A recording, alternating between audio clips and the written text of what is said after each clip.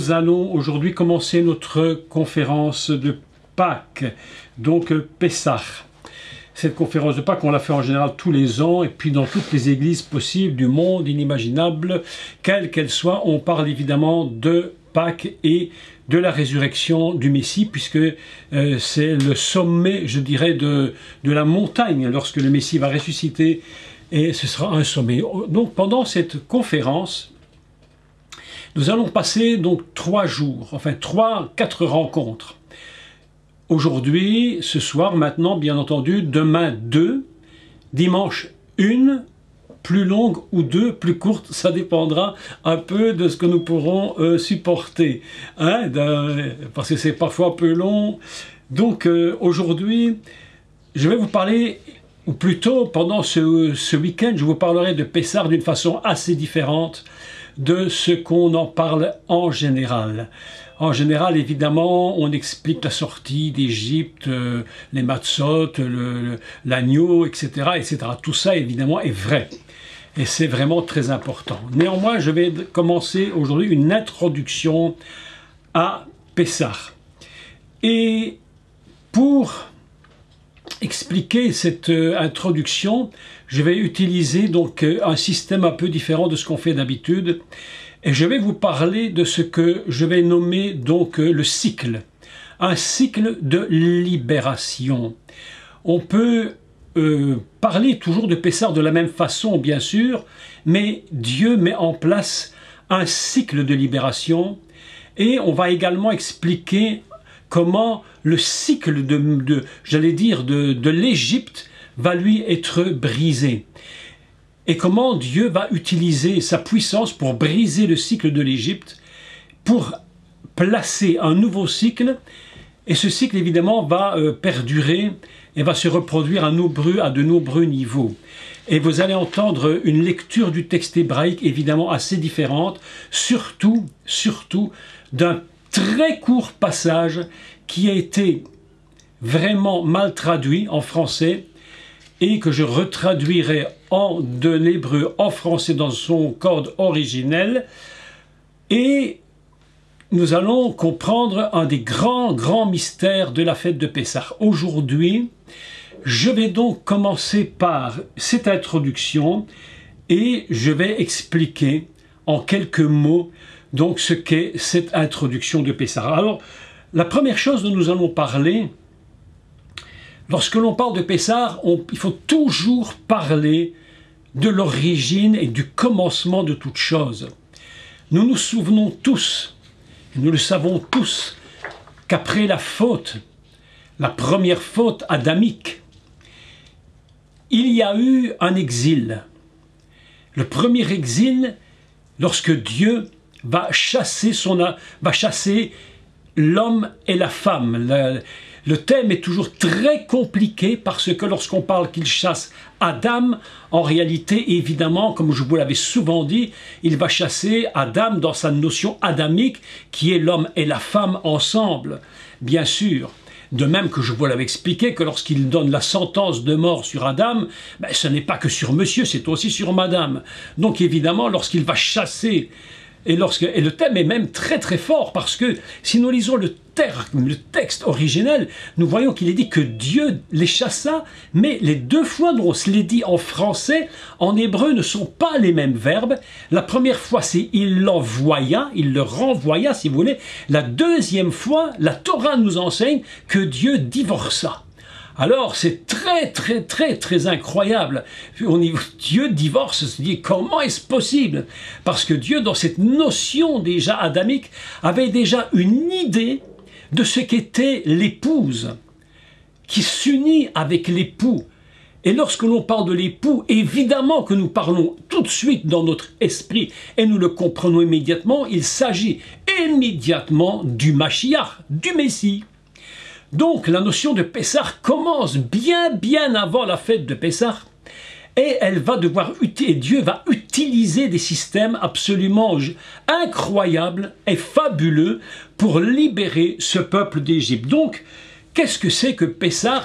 C'est premièrement l'idée d'un exil, Ça, c'est très important, et nous allons voir tous ces termes en hébreu expliquer le mystère de la délivrance. Et donc, évidemment, qu'est-ce que c'est que la fête de Pessah? Mais c'est la délivrance. Mais quand on parle de délivrance, il y a beaucoup de choses à dire. La première chose que l'on va dire sur Pessah, d'ailleurs, on devrait le dire sur toute la Bible, c'est que c'est une parole totalement prophétique. Elle est prophétique à tous les niveaux possibles. Ce n'est pas seulement une prophétie qui serait donnée dans la Bible ou un rappel de quelque chose qui se serait produit, qui s'est produit il y a quelques milliers d'années. Mais c'est un système totalement prophétique qui va s'étendre pendant toute l'histoire de l'humanité. Donc la première chose que l'on peut dire de Pessah, et c'est la première que tout le monde utilise, c'est évidemment la sortie d'Égypte. Lorsqu'on parle de la sortie d'Égypte, il y a déjà là tout un mystère sur l'Égypte. Puis, la seconde, qui est alors totalement prophétique, elle, c'est le retour d'Israël après les exils. Alors on me dira, mais Pessah, c'était une seule fois. Mais la réalité de Pessah, c'est que c'est une fête qui est constamment, j'allais dire, reprise dans l'histoire biblique. Même lorsque quelqu'un vient au Messie, qu'il est libéré du péché, en réalité, c'est Pessah qui se met en évidence et qui va nous libérer du péché. Puisque la libération du péché, c'est le sommet de cette fête. Le reste est prophétique à différents niveaux. Donc, la libération d'Égypte. Puis, nous avons le même principe de ce qu'on appelle la délivrance d'Israël lorsqu'il va quitter les différents exils, Babylone, Perse, etc. Et maintenant, le grand exil qui se produit maintenant est le grand retour au pays de la Bible, qui est donc l'exil de Rome, ce qu'on appelle l'exil romain, qui date depuis près de 2000 ans maintenant.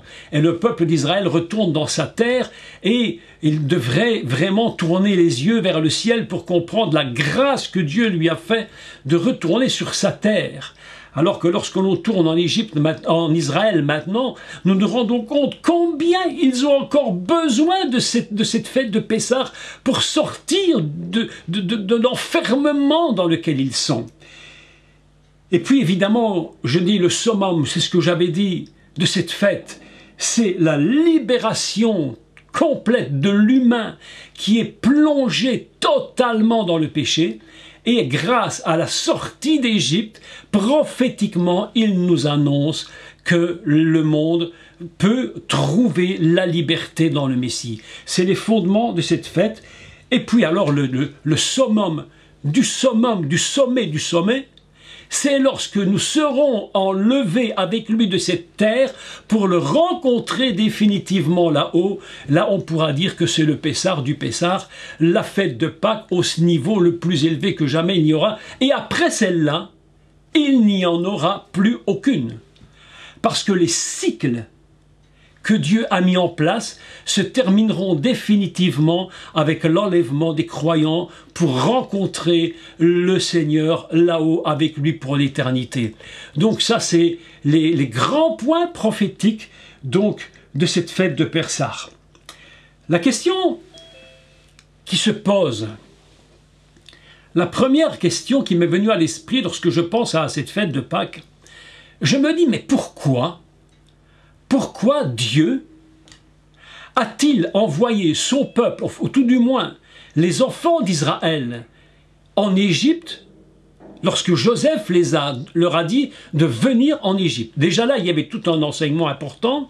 Vous vous souvenez que l'introduction de cette entrée d'Israël en Égypte était déjà absolument fabuleuse, puisque lorsqu'il est écrit dans la Torah, maintenant, je le rappelle pour tous ceux qui l'auraient entendu, ce n'est qu'un rappel, pour les autres c'est une découverte, mais lorsqu'il est écrit « Maintenant que j'ai vu ton visage », c'est Jacob qui parle, Israël parle, il dit « Maintenant que je t'ai vu », il dit « Je peux mourir ».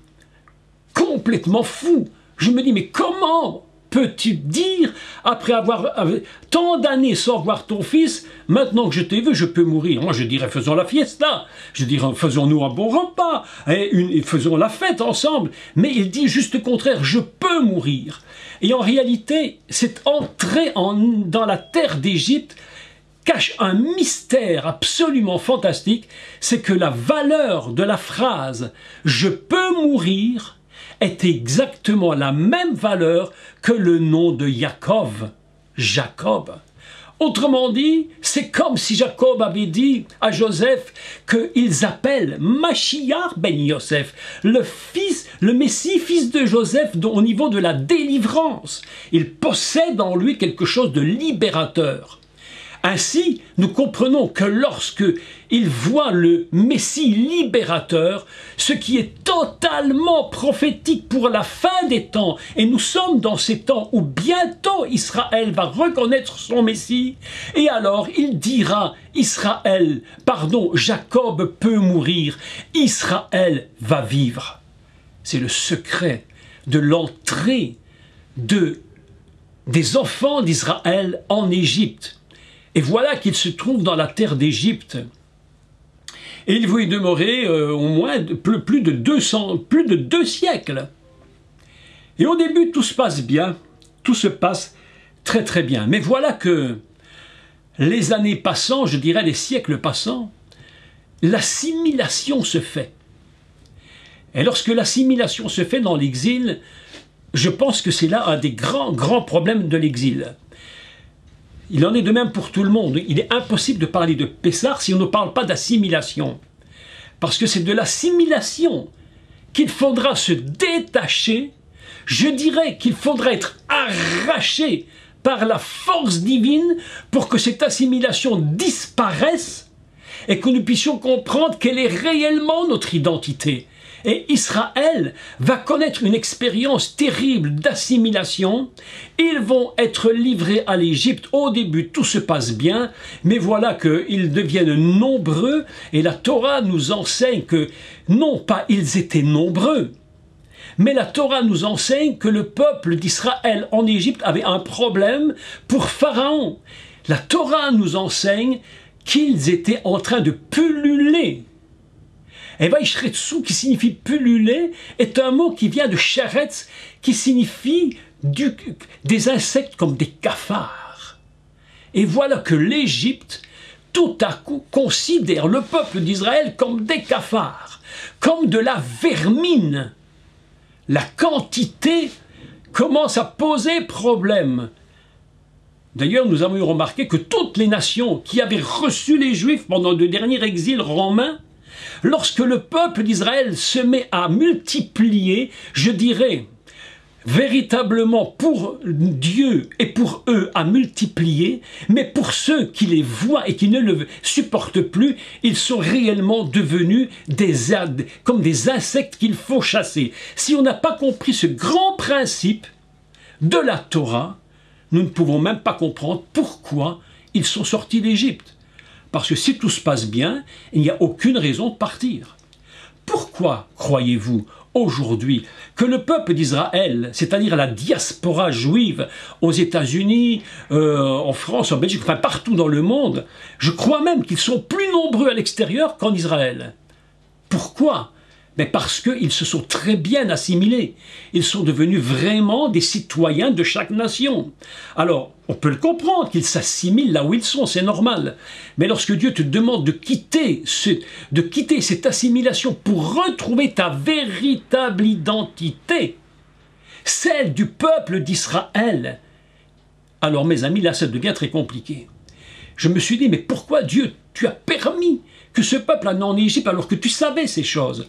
En tout cas, une chose est certaine, c'est que Israël, dans son inconscient depuis les millénaires, il a connu ce qu'était véritablement la souffrance et l'exil.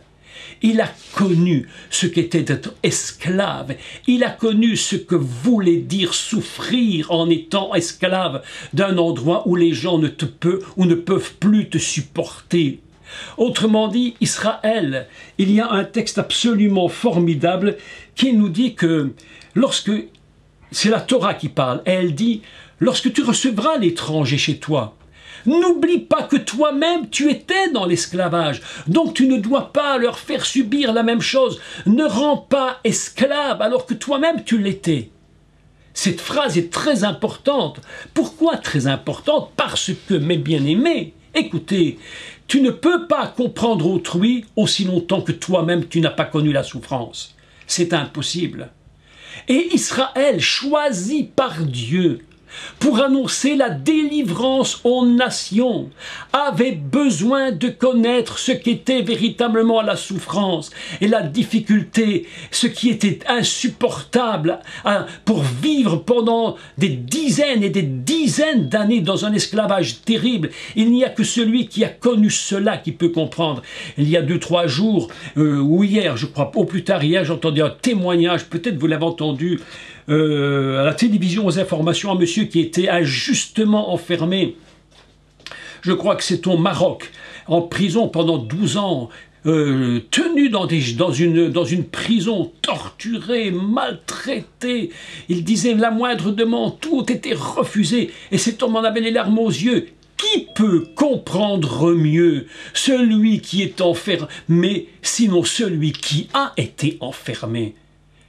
Alors, mes amis, lorsque l'on parle de Pessah, Israël a connu le pourquoi de l'enfermement. Eh bien, une des raisons qui me paraît évidente, c'est que le peuple d'Israël doit savoir une chose.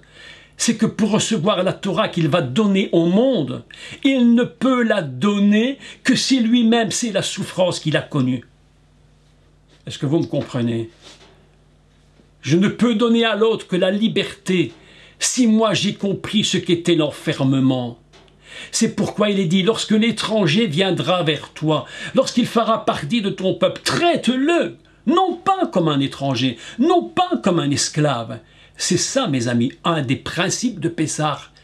Il faut avoir connu pour pouvoir être libéré, pour pouvoir donner aux autres de la liberté. Il y a un proverbe indien qui dit qu'on ne peut pas connaître ce que son frère a connu aussi longtemps qu'on n'a pas marché dans ses mocassins. Ça veut dire ce que ça veut dire. Tant que tu n'as pas marché dans ses godasses, tu ne peux pas savoir, tu peux le critiquer, mais tu ne sais rien de lui. Tu ne connais pas. Mais celui qui a souffert, Israël, il peut donner la Torah pour libérer ceux qui sont dans la souffrance.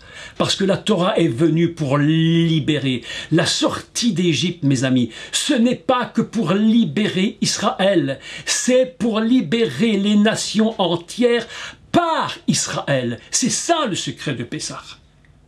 Sans Israël, pas de liberté. Sans Israël, pas de Messie.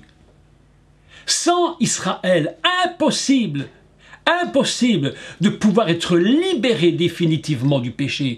Sans Israël, impossible que nous comprenions quelle est la liberté suprême qui nous emmènera définitivement avec le Seigneur. C'est pourquoi Israël existe.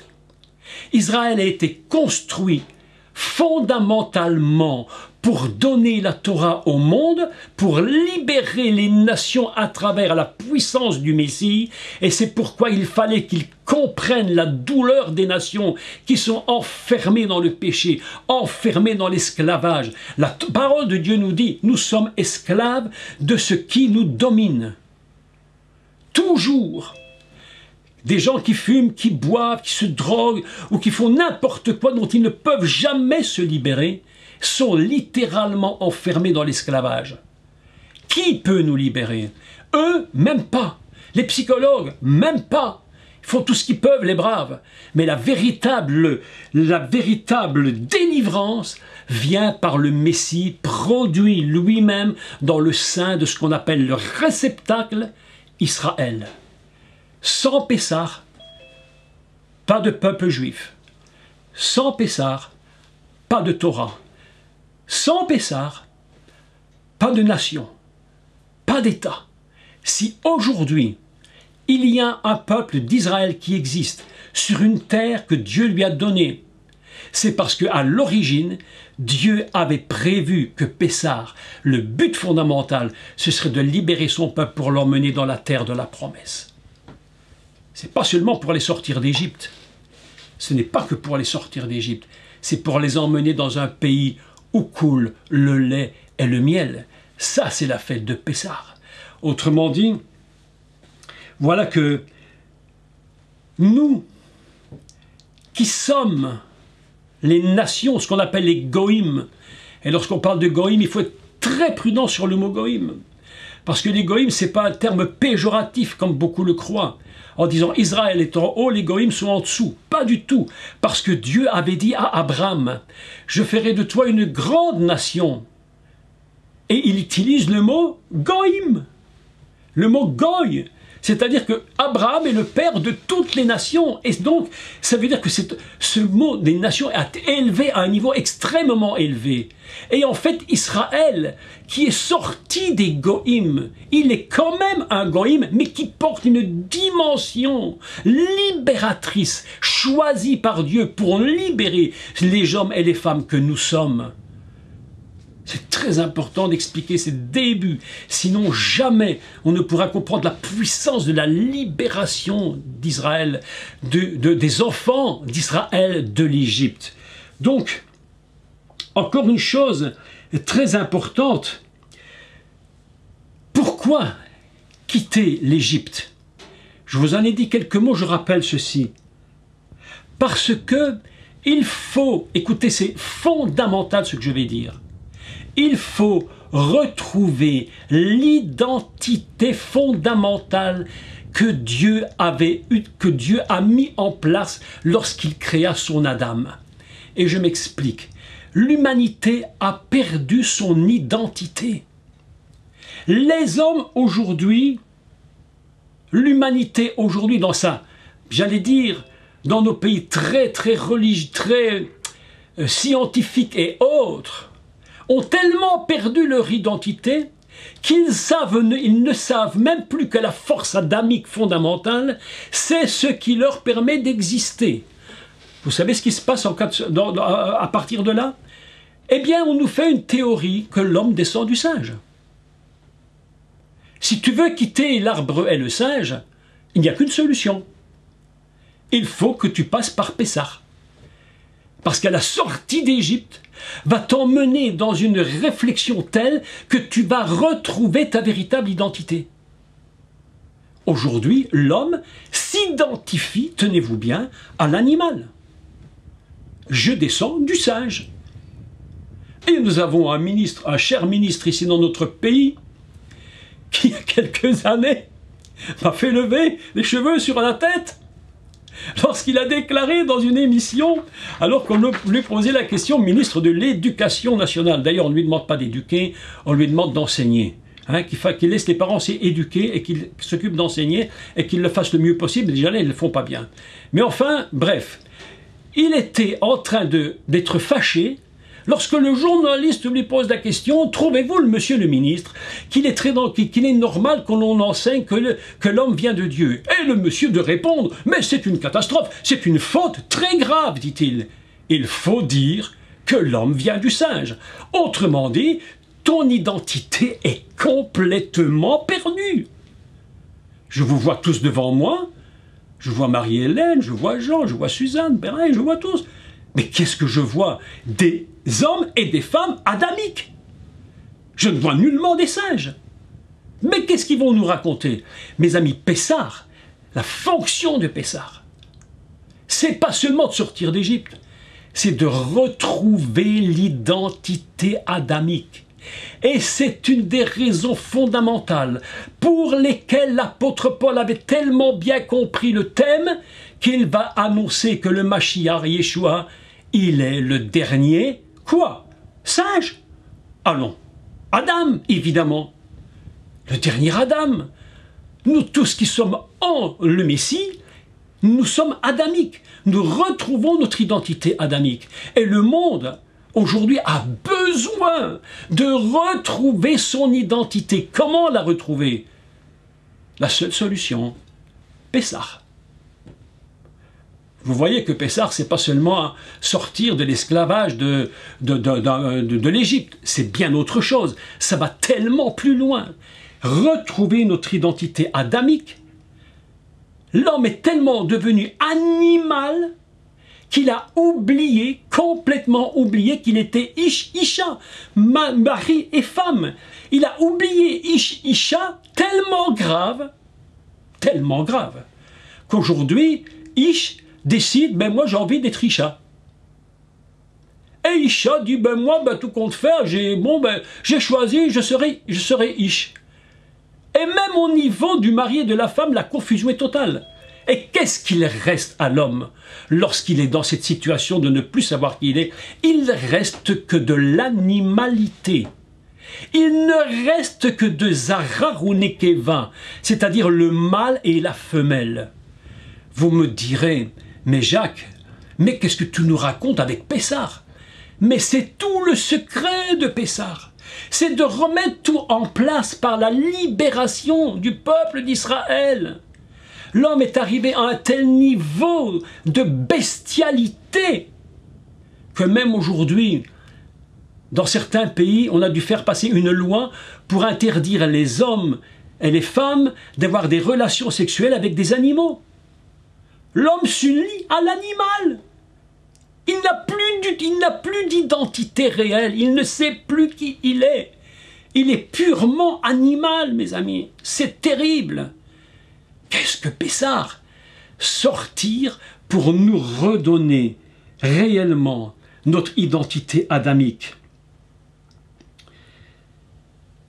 Pessah a encore quelques sens importants. Je les cite, aujourd'hui, on fait une introduction. Demain, je vais vous parler de quelques thèmes absolument extraordinaires. Mais aujourd'hui, introduction sur l'exil et la délivrance. Il faut que le peuple sorte d'Égypte. Parce que l'Égypte, Mitzraïm, le pays des enfermements, le pays totalement fermé, le pays de la souffrance, il était impossible que dans ce contexte-là, le Mashiach, Yeshua, puisse avoir son réceptacle. Vous vous souvenez que je vous avais enseigné très souvent qu'il n'y a qu'un endroit où le Messie peut venir et qui peut supporter toute la puissance divine du Messie. C'est Israël. C'est Israël.